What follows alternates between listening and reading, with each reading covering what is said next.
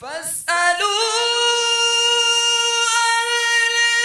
الذكر إن كنتم لا تعلمون۔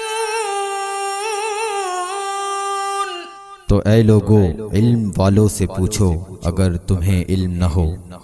صلوا علی الحبیب صلی اللہ علی محمد صلی اللہ علیہ وسلم۔ الحمدللہ رب العالمین والصلاة والسلام علی سید الانبیاء والمرسلین، اما بعد فاعوذ باللہ من الشیطان الرجیم، بسم اللہ الرحمن الرحیم۔ کیف یہدی اللہ قوما کفروا بعد ایمانہم وشہدوا ان الرسول حق وجاءہم البینات واللہ لا یہدی القوم الظالمین۔ کیوں کر اللہ ایسی قوم کو ہدایت دے جو ایمان لا کر کافر ہو گئے اور گواہی دے چکے تھے کہ رسول سچا ہے اور انہیں کھلی نشانیاں آ چکی تھیں، اور اللہ ظالموں کو ہدایت نہیں کرتا۔ یہ آیت ان یہودی اور عیسائی علماء کے حق میں نازل ہوئی جو رسول اللہ صلی اللہ علیہ وسلم کے تشریف لانے سے پہلے تو آقا دو جہاں صلی اللہ تعالیٰ علیہ وسلم کی آمد کی خوشخبریاں سنایا کرتے، ان کے صدقے سے دعائیں مانگا کرتے، ان کے آنے کی بشارتیں ایک دوسرے کو سنا کر خوش کیا کرتے۔ لیکن جیسے ہی محبوب کریم اس دنیا میں تشریف لائے تو اب کیا کیا کہ اب اپنے حسد کی وجہ سے، اپنے مفادات کی وجہ سے پیارے آقا علیہ السلام سے منکر ہو گئے، آپ کی رسالت کا انکار کر دیا۔ تو اس بات کو اللہ تبارک و تعالیٰ نے فرمایا کہ یہ ایسا کفر ہے کہ ان کے دل کا حسد ہے، اور اس حسد کی وجہ سے وہ کفر میں ایسے جا پڑے کہ اب اللہ تبارک و تعالیٰ ان کو ہدایت نہیں عطا فرمائے گا، کیونکہ وہ جان بوجھ کر حق کا انکار کر رہے ہیں۔ اس سے پتہ چلتا ہے کہ حسد ایسی بری بیماری ہے کہ یہ بندے کو کفر تک لے جاتی ہے۔ اولئک جزاؤہم ان علیہم لعنۃ اللہ والملائکۃ والناس اجمعین خالدین فیہا لا یخفف عنہم العذاب ولا هم ینظرون الا الذین تابوا من بعد ذلک واصلحوا فإن اللہ غفور رحیم۔ ان کا بدلہ یہ ہے کہ ان پر لعنت ہے، اللہ اور فرشتوں اور آدمیوں کی سب کی، ہمیشہ اس میں رہیں، نہ ان پر سے عذاب ہلکا ہو اور نہ انہیں مہلت دی جائے، مگر جنہوں نے اس کے بعد توبہ کی اور اپنا آپ سنبھالا تو ضرور اللہ بخشنے والا مہربان ہے۔ یہ پچھلے لوگ جن کے ساتھ یہ معاملہ ہوا ان کے لیے اللہ نے فرمایا کہ یہ سب لعنت کا شکار ہیں، اور لعنت بھی اللہ کی بھی ہوگی، تمام فرشتوں کی بھی ہوگی، انسانوں کی بھی ہوگی، اور سب کی لعنت ان پر پڑے گی۔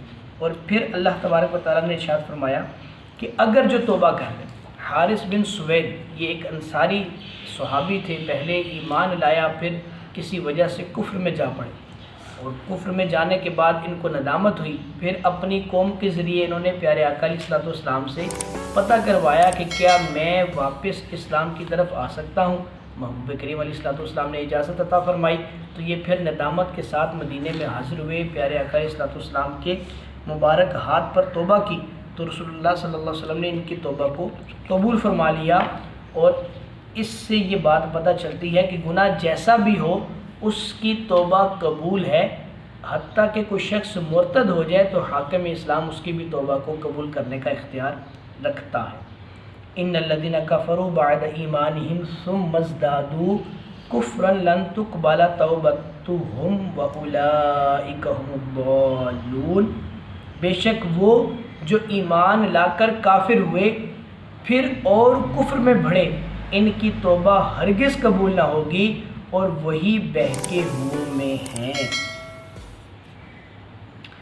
یہ آیت ان یہودیوں کے بارے میں نازل ہوئی جنہوں نے حضرت موسیٰ پر ایمان لانے کے بعد حضرت عیسیٰ اور انجیل مقدس کے ساتھ کفر کیا، اور پھر پیارے آقا علیہ السلام کے ساتھ بھی کفر کیا۔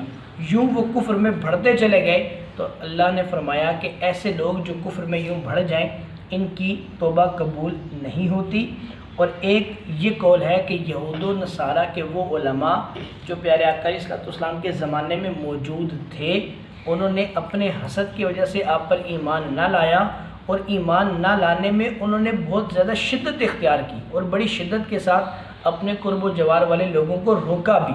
تو اس شدت کی وجہ سے اللہ تبارک و تعالیٰ نے ان کی جو توبہ تھی اس کو قبول نہ کیا اور ان کی کسی بھی عمل کو قبول نہ کیا۔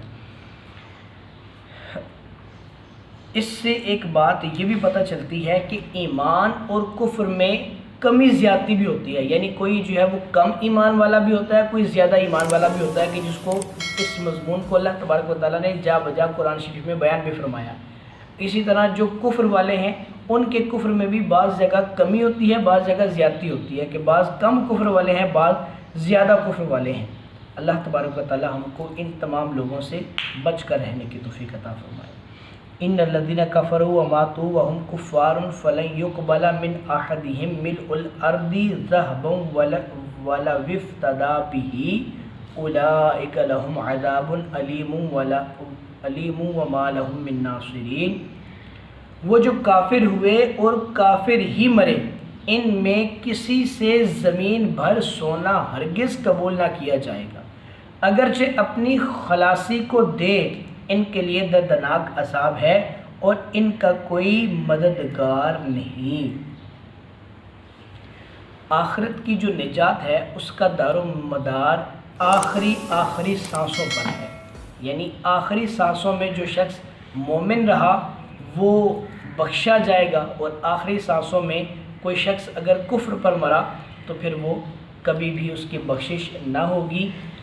زندگی میں رسول اللہ صلی اللہ علیہ وسلم کی حدیث مبارکہ ہے کہ کوئی شخص جو ہے وہ زندگی بھر مومنوں والے کام کرتا رہتا ہے، لیکن جب وہ مرتا ہے تو وہ کفر پر مرتا ہے۔ ایسے ہی کوئی شخص ساری زندگی کفر والے کام کرتا رہتا ہے، لیکن جب وہ مرتا ہے تو ایمان پر مرتا ہے۔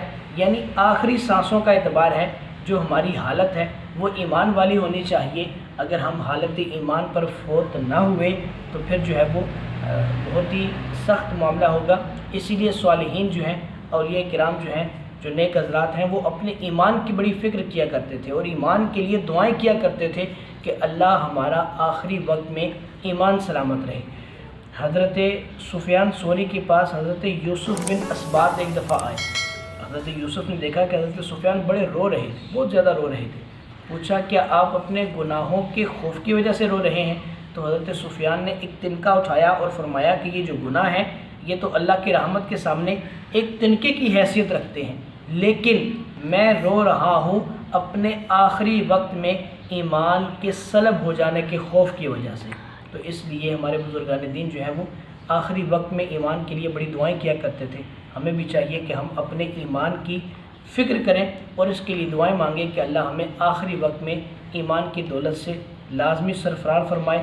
بلکہ کیا ہی خوب ہو کہ جب ہماری روح اس تن سے جدا ہونے لگے تو ہماری آنکھوں کے سامنے پیارے محبوب علیہ الصلوۃ والسلام کے جلوے ہوں، اور انہی کے جلووں میں انہی کا کلمہ پڑھتے ہوئے ہم اس دنیا سے رخصت ہو جائیں۔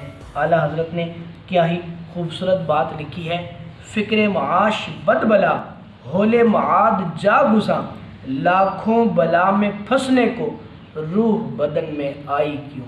اللہ تعالیٰ سے دعا ہے کہ جو کچھ سنا ہمیں اس پر عمل کرنے کی توفیق عطا فرمائے۔ اور الحمدللہ آج سامعین، ناظرین، حاضرین سب کے لیے یہ بات ہے کہ الحمدللہ آج ہم نے قرآن کی ترجمہ و تفسیر کے پورے مکمل 3 پارے جو ہے وہ لفظ بلفظ سماعت کر لیے ہیں۔ اللہ مجھے بھی اور آپ سب کو بھی ان تمام سنی ہوئی سنائی ہوئی باتوں پر عمل کرنے کی توفیق عطا فرمائے، اور انشاءاللہ ہمارے ساتھ رہیں گے آپ۔ ہم انشاءاللہ تھوڑا تھوڑا کر کے اس پورے قرآن پاک کو یوں ہی سماعت کر لیں گے۔ کل سے انشاءاللہ ہمارا 4تھا پارہ جو ہے وہ شروع ہوگا۔ اللہ مجھے اور آپ کو اس پر عمل